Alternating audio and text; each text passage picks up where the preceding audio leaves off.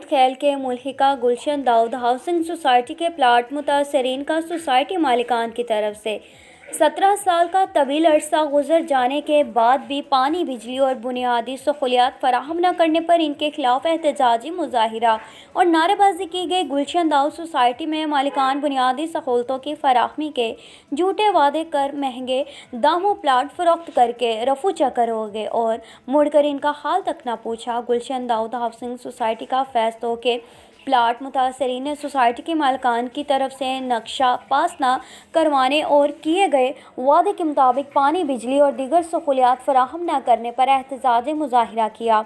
इस दौरान मुतासरीन ने मालिकान के खिलाफ गम और गुस्से का इजहार करते हुए शदीद नारेबाजी भी की।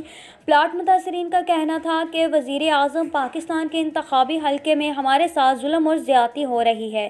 फैसलों के सोसाइटी मालिकान की अदम दिलचस्पी से 17 साल बाद भी हम पीने के पानी और बिजली जैसी सहूलत के बगैर पत्थर के दौर की ज़िंदगी गुजारने पर मजबूर हैं और अभी तक नक्शा पास हुआ। मुतल्लिका इदारों से अपील है कि खुदारा हमें हमारा हक दिलवाया जाए, वरना हम इससे ज़्यादा एहतजाज पर मजबूर हो जाएंगे। हमारा हक